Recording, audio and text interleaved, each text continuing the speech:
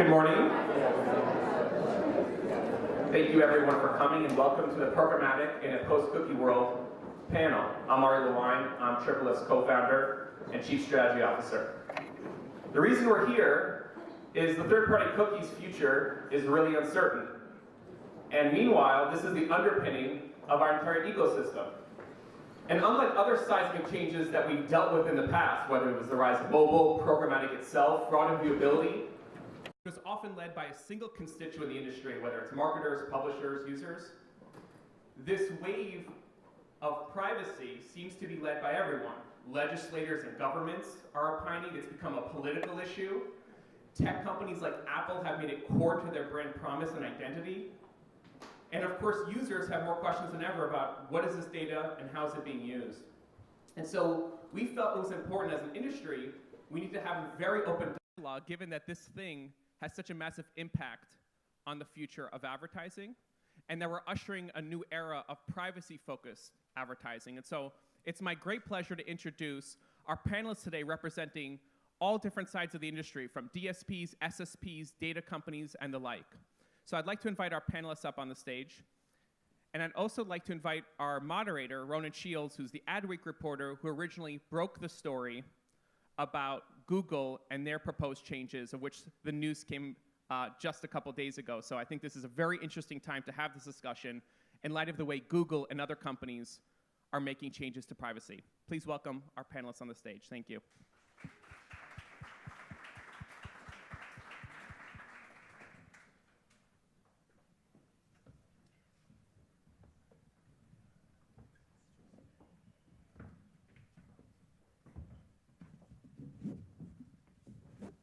Thank you, Ari. It's very kind of you. And thank you, everybody, for coming along. As Ari said, it's pretty interesting times. I'm sure you all saw the announcement yesterday from Google. Probably not as it's probably not as severe as a lot of people would have initially feared over the last 2 months. Just to clarify, Google have announced that they have committed to, at least, so there's been no firm timeline on this, that they will introduce an update to the existing Do Not Track tool, but this will be able to better distinguish between first and third-party cookies. So users who do want to proactively block third-party cookies can do so without using the utility of the first-party cookies. So that might encourage a little bit of more cookie deletion. In addition, there is going to be a browser extension, I believe, where they let the public know just what we can all see about them and how that ad is being delivered to them. That might freak a few people out, but having spoken to a few people, I don't know. I don't think it's massively going to encourage any opt-outs. But I think probably most importantly and most ominously is they've more or less said, I remember when I was speaking to them, they were going to sort of declare war on fingerprinting, which has been a pretty popular method. But that was just a little bit of a clarification on where things are. And perhaps if we could kick things off by going to the panel, if each of you could introduce yourselves. And I don't know, maybe what you do at your company, and just a little bit of a gut reaction to yesterday's announcements. How about that? Hello, I'm Joella Duncan. I work for Equifax. I am the director of media strategy for our global consumer solutions business over North America. So essentially, I am driving our media strategy to get consumers to purchase our credit products. My reaction to the news last night was a little bit of relief. I didn't expect them, honestly, to go super hard because they monetize as well using cookies. So I figured this might be a way to them to get ahead of legislation a little bit and be like, hey, we did a good thing. But yeah, I was a bit relieved and definitely going to still be working on our first-party cookie strategies as well as some deterministic matching that's not based on cookies, but was relieved to hear that last night. Jay. Yep. I'm Jay Wells with Merkle. I'm a senior director in strategy, and I suppose I represent an agency point of view or buyer point of view. Merkle is a unique media agency in that we have this very large consumer database of everybody in the United States with a whole bunch of attributes.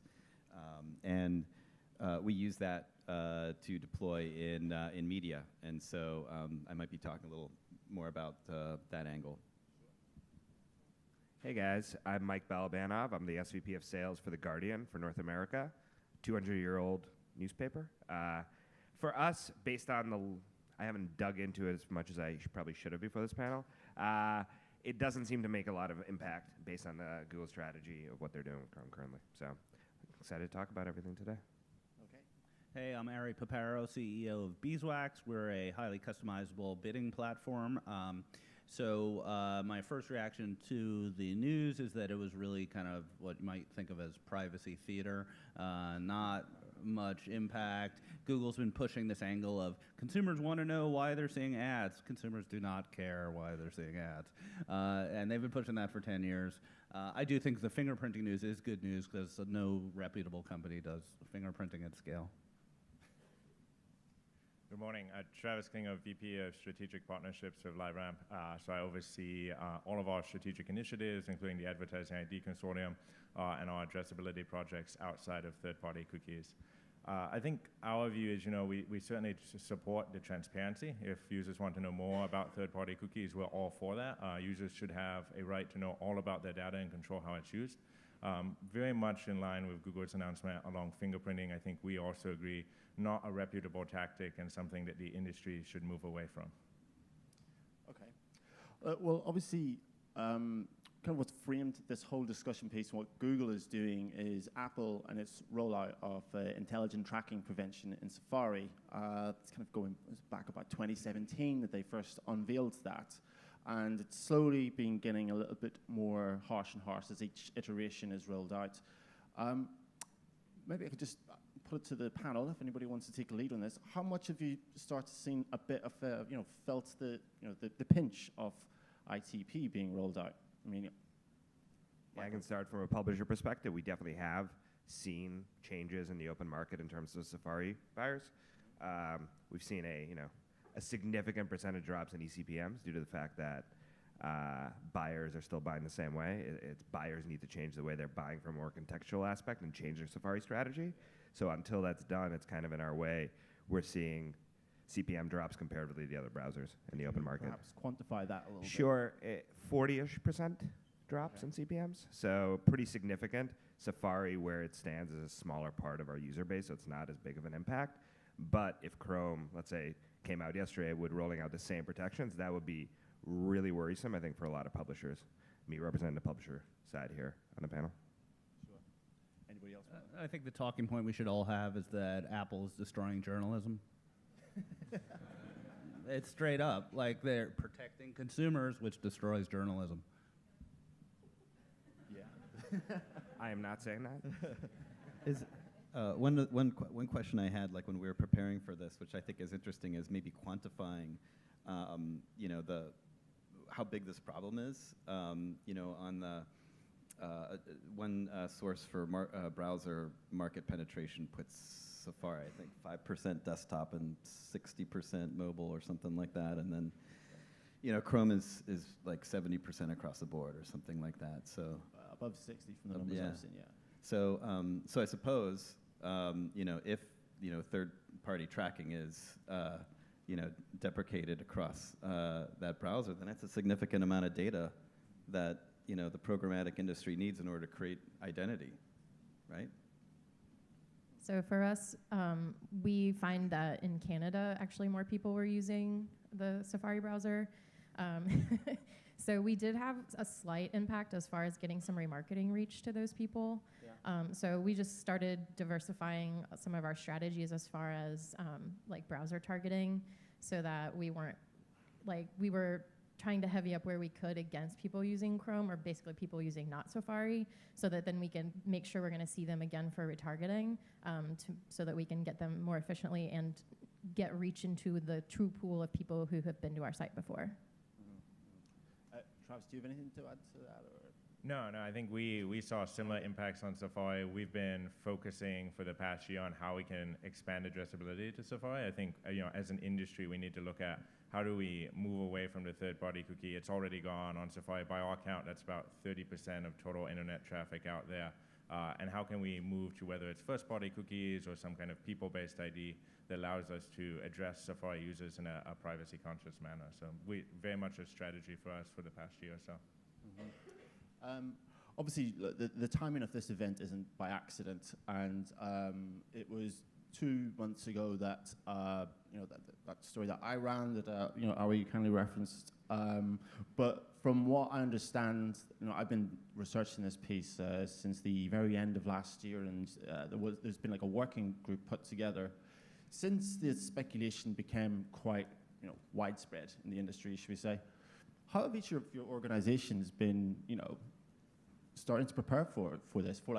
Everybody thought it was going to be assumed. It was like, oh my God, ITP. Have you been like, nothing to say here, or how have each of you what was the worst case scenario planning? What was the doomsday scenario? I think that for us, obviously, we have a ton of data that we can access based on who our customers are. So what I started doing with our data and analytics team is really starting to get strategies together around building those first-party audiences, and also strategies around how do we modify our business model to get more people just to our site so that we can cookie them with our first-party cookies versus just relying on some third-party cookies. So that's the way we've done it. I think for me, it was a little bit more of me pulling some of them along because they're still they're still just focusing on some other inter-business things with our data and analytics and just our tech stacks and stuff like that. So for me, I'm like, no, hey guys, this is going to really impact my business of getting people to you to be able to monetize and collect their data for other things. So we need to do this. But I would say that there hasn't been as much of an appetite from within the company to really get ahead of it. I'm kind of afraid that it's going to be a lot of people reacting to it once Google should go a little further than what they said with Chrome. But right now, because we haven't felt a very large impact with ITP, it's not been like a fire. So on the Merkle side, we've been pushing first party for a long time, and in particular addressability as a solution to that. We partner with LiveRamp and many of you, and I guess the perspective is if in the future there's going to be more of a reliance on maybe direct publisher partnerships to share that first-party data with organizations that have a large data set, like Merkle, and that's the product that we've developed called M1. And we're sharing a login ID state from the publisher back to Merkle in order to do that targeting. So it's these partnerships to share first-party data in a way that's compliant, which I think is the direction that some people may be heading. It's nicely set up for you, isn't it, really? Yeah, great. More direct publisher partnerships. Now, for us, we, as any publisher, we're trying to grow a logged-in user base. Our model's a little unique in the publisher space because of how our revenue stacks, as we have a model of both advertising, reader revenue, and then philanthropy. So, we've been looking at it in perspective of how do we get more logged-in users, but at the same time, we like to think of ourselves, and I think in news in general, context, I think, is coming back to being king or being more important. I think context for us is about the stories that people are reading, the contextual elements of where the ad is being shown. We value our users first and foremost at The Guardian. We have very low ad load, so for us, it's about how do we drive the right ad to the right context. And I think as we go forward, and as privacy, and we'll probably talk about GDPR and all those things later, possibly, when we look at it, for me specifically, it's about how do we really take a look at our user base, or 168 million worldwide UVs, and really drive those users in a way of saying where they're reading the context of the conversation, because I think that's becoming more and more important coming back to the olden days of advertising. Yeah, obviously, The Guardian is a bit of a special case. I don't know this predominantly a North American audience. I know The Guardian quite well because I'm also from the British Isles. But you talked about the low ad time. The Guardian is quite predominantly funded by the Scott Trust, which is a very benevolent organization, which means you can carry those low ad times. You ask for donations from readers. How much more of wiggle room do you guys have compared to, say, I'm not going to name one paper, but say if you were a regular New York-based newspaper title, it would maybe rely more on that ad loads, higher ad loads. Yeah, I think it comes down to what we value. We value our journalism. We value our user experience. For us, we're not, one of the greatest things about The Guardian, I think, from, being there is that the idea is that journalism comes first, second, and third, and users come first, second, and third. So we're never going to do anything to jeopardize our users and jeopardize our journalism.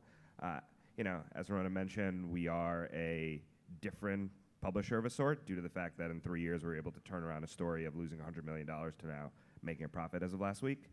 Had to call that out. Congratulations on that. Congrats. And I think from that standpoint, users are becoming more and more important, right? For us, we don't believe in paywalls. Well, we don't currently believe in paywalls, but I would say that there's not one coming in any near future. And I think it's about, again, the idea of how do we get our journalism to as many people in the world. And when it comes to that, it's also about then coming back to this conversation, is how do we get more logged in users? How do we get more users that are habitually coming to The Guardian? How do we get more users that are staying? And then giving us the first-party data in order to then drive addressability. Okay, my apologies for digressing. Ari, how have you guys been preparing for the last, 2 months? The apocalypse? So it was really helpful. Your article about the coming changes happened the day before my board meeting. So we had our nice board meeting, went through financials, et cetera, going well. And then, as we were about to adjourn, I was like, oh, by the way, there's this chance that it's all going to end and we're going to just, spiral out of business, and so is everyone else we know. So I'll let you know. No, I'll really answer your question, though. What we did, we created a little task force, and what we did, we're a buy-side business, so we just identified each aspect of our business that would be affected and what the remediation opportunities were. So we started with, frequency cap. Okay, we could probably use IP addresses. We could probably do something fingerprinting-like that's privacy compliant to try to reduce frequency. First-party data, maybe we'll rely on these guys. We'll figure it out. Third-party data, nope, not going to work. View-through conversion, not going to work. Click conversion, yeah, we can make that work. And we just, started working the angles and trying to figure out what we could do. The answer wasn't pretty, but that's kind of the mechanics. Okay. Travis, do you want to chime in? No, so I think on the LiveRamp side, so our role in the ecosystem is to connect marketers' first and third-party data directly to publishers through the ad tech ecosystem, and then enable marketers to measure that. So about 2 years ago, we said, when we look at the ecosystem and we look at all these third-party cookies, there's a lot of inefficiency and there's a lot of risk. We were, hearing word of Safari ITP. We recognized that the third-party cookie is going away. So we started a project to really upgrade the ecosystem. It started with the consortium effort we launched, where we perpetually licensed our people-based ID for free to the supply side. And we said, hey, instead of providing a cookie on your inventory, provide a people-based ID on your inventory so that we don't have cookie syncing challenges. We followed that up in February of this year by making that free perpetually to all of the demand-side partners. And then over the next few months, over the summer, we're going to be releasing some new functionality that we've been working on for the past year that enables us to tie publisher first-party data directly to that identity link without the third-party cookie. So we've really been in kind of a process of upgrading the ecosystem so that it can transact on a people-based ID, and now making that people-based ID available on cookieless inventory over the summer. With the Advertising ID Consortium that you've been talking about, there's been a number floating around. So obviously, when that initiative first broke in, I think that was May 2017, there was a few signees up to it. AppNexus, MediaMath, notably part of it. They're no longer part of it. And we now have the Trade Desk with its own. We have DigiTrust with its own thing going on. Now, what's the differentiation here? If we are looking for one, universal ID, etc., what are some of the deliberations going on about that? Because clearly there has been a bit of a sort of bifurcation of thoughts about these things. Yeah, I think our view is there isn't one universal ID. I think our view is identity is nuanced, and there's probably a half dozen IDs that end up in the bid stream. So today in the consortium, you have the DigiTrust ID, the Trade Desk ID. These are great cookie-based IDs. They have great scale. They're not going to perform in a Safari environment. You have LiveRamp's Identity Link, which is a people-based ID. We're in talks with other identity providers. We want to get their people-based IDs in there as well. I think our view is maybe you end up having, again, close to half a dozen IDs, and then platforms and marketers can choose which IDs they want to bid on based on their own relationships. Okay, interesting. Well, we've all talked about this stuff contextually, but like as I said at the beginning, I think probably the lack of fingerprinting or the fingerprinting declaring war on that or opaque practices, as Google officially declared it. Who's this really going to hurt? Ari, I'm just looking at you because you're probably going to use a shoot from the hip. Who's going to hurt most by this? Who's fucked by it? Well, let's back up a second. So fingerprinting, basically not using the cookie, not respecting opt-out, but trying to figure out that the user is unique through a combination of variables that are sort of leaked from the browser, like what fonts are installed, what plugins are installed. There's lots of academic articles about it. There are websites called like miunique.net or something like that where you can check it out. So that's the baseline. So the real problem with fingerprinting is that the consumers have no control. You can't opt out because it's a statistical ID and you're not sure who the user is. You can't persist the opt-out. Ironically, ITP makes opt-out impossible in Safari as well. But that'll get your brain going. Who uses fingerprinting? I'm not going to name names. It's some cross-device vendors and a lot of ad networks. Okay, all right. Is anybody else noticing a few smirks up here on the stage? I think it's definitely going to hurt attribution partners, like multi-touch attribution partners. Okay. We use multi-touch attribution to help us optimize our media. And that was one of the big losses when Google stopped sending in some persistent IDs. I think it was back in 2017. We did see the halos change a little bit because we're having less touch points. And then I think that with what Google's doing, it'll also hurt the attribution partners. None of them have a solution to be able to collapse those stacks of cookies and things they see coming in and really match them up, as well as they'll start getting less data back in. And so then I think your models will be less accurate. I guess the people who are going to feel it the most are basing identity off of the third-party cookies. So what maybe like the Trade Desk ID or some of the other cookie-based IDs that you mentioned, Travis. Because if let's say 70%, if Chrome should drop that third-party cookie support, which they're not saying they're going to do, but if they do, that's like 70%. That would look like 70% of traffic is gone.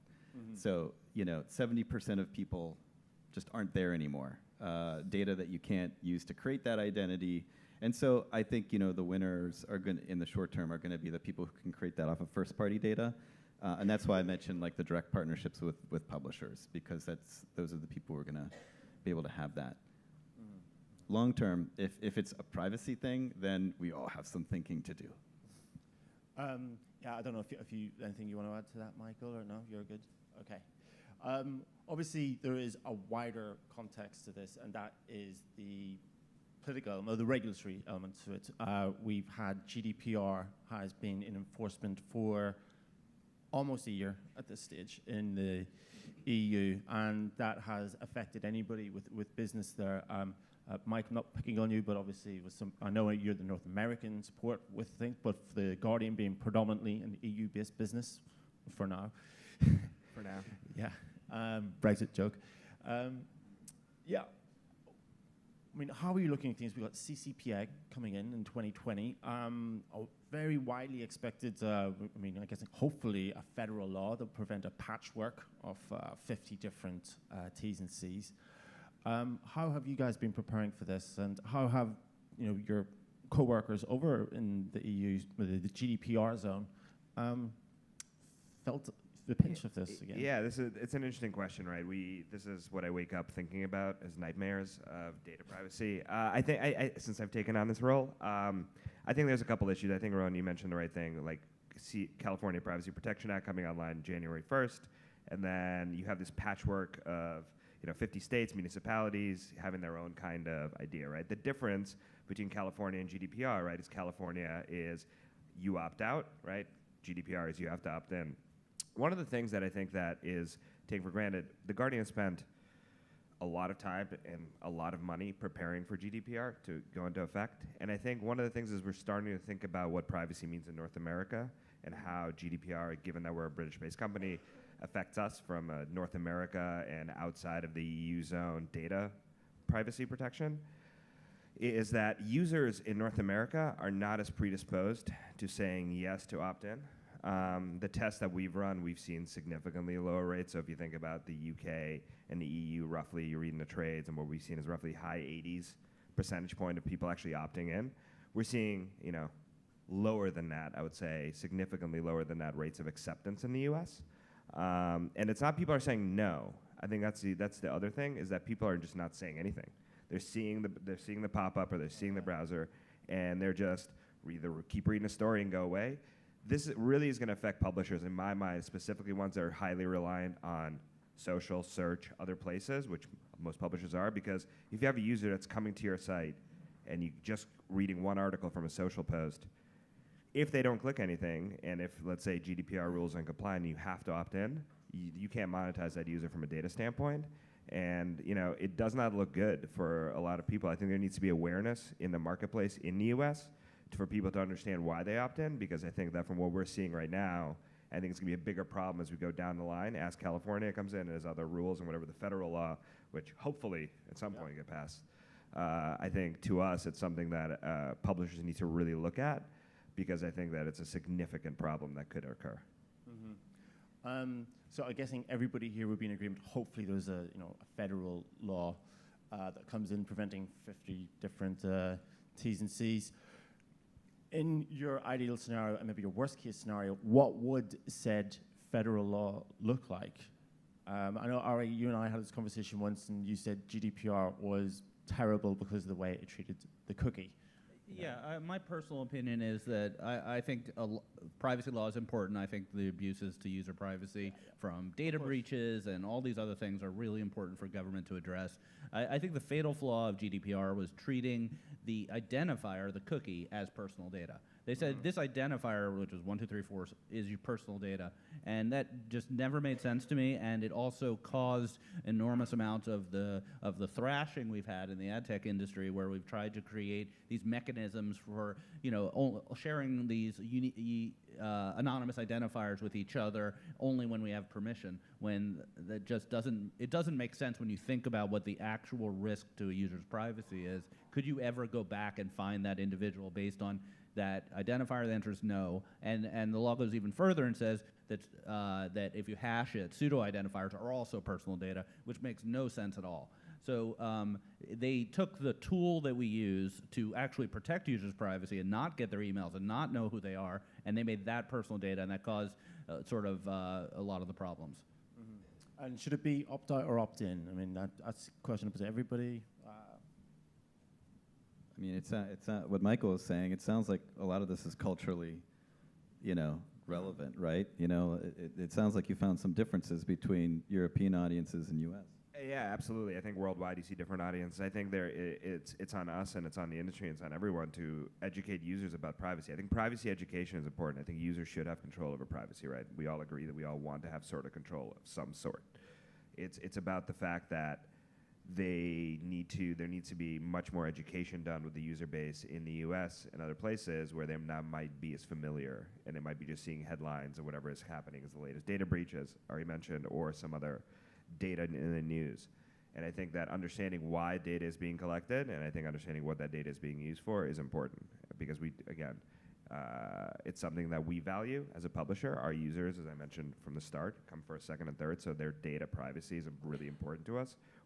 But it's about them understanding that without that, we can't make the journalism that they come and watch it. And I think it's that kind of, it's always that, kind of what is the publisher giving up, what is the user giving up, and what is the publisher getting out of it? It's that trade-off that needs to be balanced.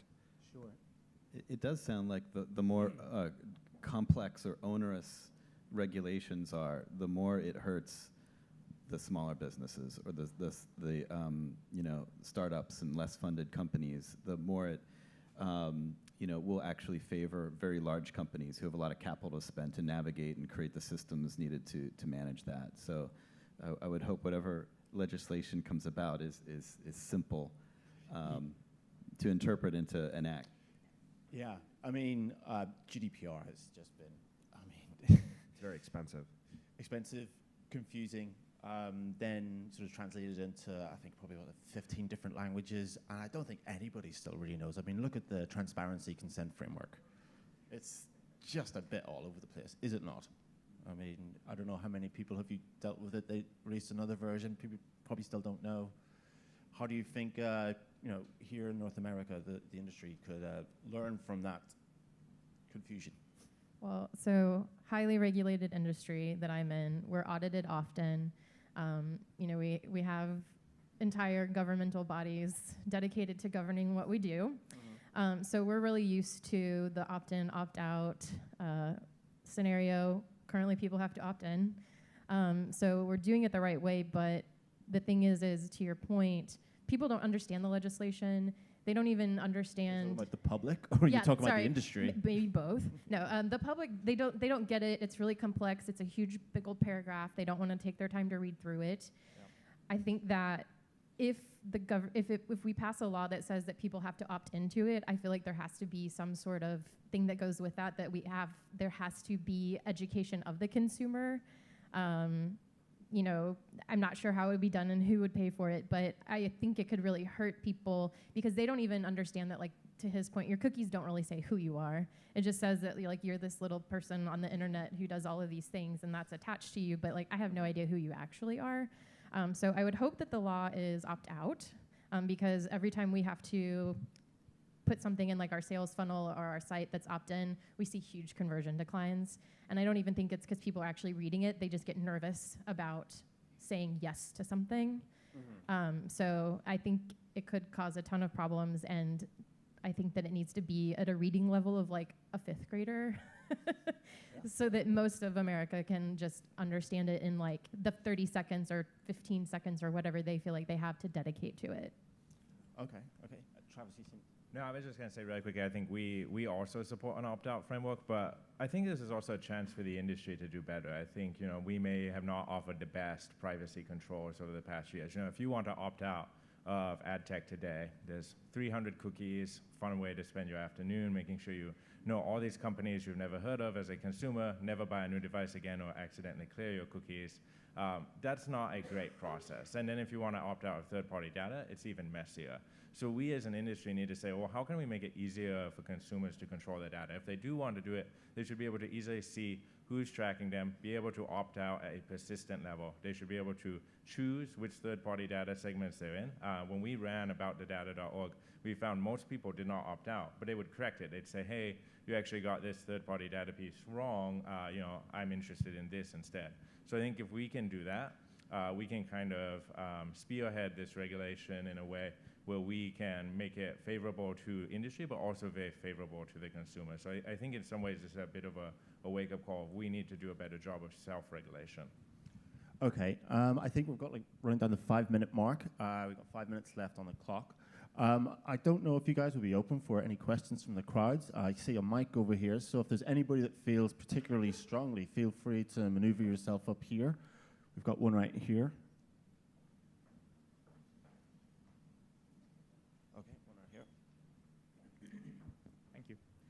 Thank you, guys. So could you say your name and who you represent, if that's okay?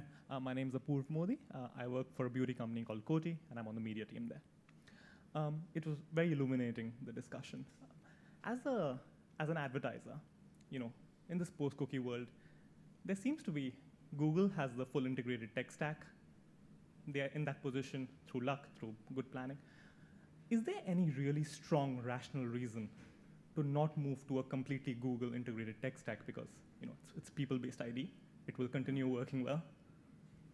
So just to clarify, you're saying why not move to a full Google-controlled ecosystem? You think that works for you as an advertiser? I'm not saying we do that. I'm just asking. Okay, fair enough. Good point of clarification. I guess I have to take that. So it's really there's nothing wrong with using Google entirely. It's really a short-term, long-term thing. In the short term, it all works. In the long term, you'll have no choice, and they can charge you whatever they want. Okay. Does anybody else have any strong feelings on that? I don't have any strong feelings. I mean, Merkle's a big partner of Google.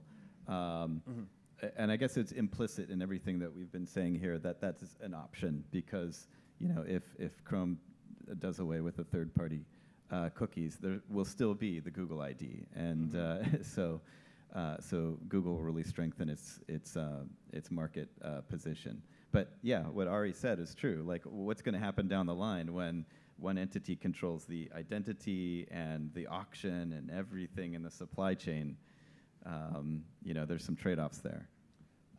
That was going to be my sort of final closing question. Was going to be, do you think this is the death of the cookie? Was yesterday a get out of jail free card, and it's only just a matter of time? It could be 2-3 years. I remember speaking to some people in the run-up to yesterday's announcement. They were kind of saying, look, it cannot be long. So, Mike, I saw you were about to... Yeah, I was just going to say, we're a big Google partner as well, but the bottom line is that if you don't have competition in any industry, then that's not good for the industry, right? So if everyone... I don't think Google would say that they want everyone on board fully, because competition is really important in general. But, back to your question, Ronan, I think that as we all talk about, we need to be in a place where we're more privacy compliant as an industry. We need to make sure users understand the data that they're giving up in order for the benefit they're getting from whether reading an article or getting some benefit from somewhere. I think, to me, it's that trade-off, right, between they're giving something up in order to get something, but they need to understand what the value is, right? And I think that there is 300 different cookies, Rob, right? No average consumer is going to understand the 300 different places their data is being stored. It's not. So while the announcement wasn't as we thought draconian in a way in that sense, I think in the bottom line, we're heading to a world where we just need to be better stewards of users' data as the industry. And I think that having that a clear, concise, clean way of doing that is something that we all should strive and work for. Okay. If we're talking about a post-cookie world, how much longer is the cookie going to be around, in your opinions, as to anybody? Does anybody remember CookieGate? And I'm talking like 2000 or 2001, 2002. Okay, so there's this big thing called CookieGate, all right? Congress was all flustered about what cookies are, because you're putting cookies on my machine. Why do you got your cookies on my machine? And so I remember, at that time I was working on, my client was the Office of National Drug Control Policy, which is a great governmental initiative to reduce drug use among youth. And so because we were using the government's money, they want to understand the cookies that you're advertising, the money is putting on my machine. So I remember having to prepare a little statement for my boss to take down to a congressional panel, and he had to sit in front of these people, right, like Zuckerberg did recently, and explain what a cookie is, right? So I had to write up what a cookie is. And I guess the reason why I'm illustrating that was like 2001 or 2002. That's like ancient history in our digital world, right? And yet the cookie is still here. And I think all along the way, we've all said, like, oh, this is kind of outdated technology, and there really should be a better way, and this was only intended to kind of set browser preferences anyways. So, I think the cookie will go away. But I just, because there has to be a better solution, I just think there's inertia. It's just going to take a while. Yeah, I'm going to throw in here that I think the cookie going away is almost like the wrong question, because it may or may not. But the reality is that it's already been demoted from strategic to tactical. If you go back 7 or 8 years, everyone was talking about, oh, we have to do our DMP integration because it's strategic. We have to have all of our data in one place, even though that data was 99% cookies. And now you're in, what year is it, 2019? Majority of digital ad impressions are non-cookied. TV, in-app, in Safari, in the browser pane that's launched from social on your phone. All those environments have limited cookie ability. I don't know the exact figures, but the prevalence of cookies is now a tool for a niche portion of ad tech. I think a rose by any other rose is still going to smell as sweet. So even if the cookies go away, I don't think that marketers are ever going to give up a way to type people together in order to target them. I also think we do need to be really good stewards, and we need to do a better job of letting the public know how us understanding kind of who they are and what they're interested in is a benefit to them. It makes their experience better. It allows for personalization. It allows for you. I was telling an anecdote earlier, like back in the early 2000s, I used to get an ad on Facebook or well, whenever they started, mid-2000s, like, become an addiction counselor, because they had no idea who I was. And it was just someone was buying some ad space. So I think we need to do a job of educating people about how letting us understand some of who you are allows you to have a better experience and allows us to assist you by giving you what you need instead of you having to seek it out more. All right, look, we got a question right here, yeah? And whilst we haven't run ridiculously over time, I don't know if anybody else feels very strongly, but I'm sure our panelists will be around afterwards. Please, I'll go keep it right quick. ahead. My name is Victoria. I am program director for a programmatic advertising conference. And so my question is, if the impetus to opt in is really to be educated and to understand consumer privacy, who is responsible for educating people? Is it through an open letter? Is it through Google? Is it through you guys? How is that going to happen? Go ahead. Follow me on Twitter. You know, I think it's every part of the supply chain of the industry as possible. In the end, like, we have the touch point with the user as a publisher, and we try to do the best in terms of putting the right language in place to make sure users understand what they're doing and why they're doing it. But I think it's bigger than that, right? It's the idea that data has become such a negative buzzword around the Middle America and around the U.S. that people are just, people are scared of what they don't understand and what they don't know. And we made this, as we talked about, a complex cookie gate industry here to do that. So I think the onus on all of us to do that, and I don't know who pays for it, and I don't know who does an education campaign in that sense. Maybe the government.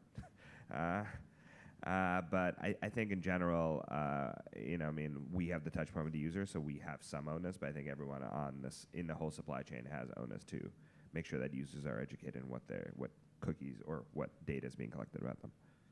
Kylie Jenner. We need Kylie Jenner on were at Instagram to explain what a cookie is. Are you trying to get Firefest going with cookies? I think ONDCP can also say an Office of National Data Control Policy, so maybe you can go back there. Let's do it together. Let's do it. Glad we all arrived at this epiphany together. Travis, you... I was just going to say, I think it's also up to all of us in this room here and in the ecosystem to make sure we educate not only the consumer, but also the government. So there's a group of folks who are going to be writing legislation on this. I've gotten to go to DC a few times. I can say they don't fully understand how the programmatic ecosystem works, or RTB.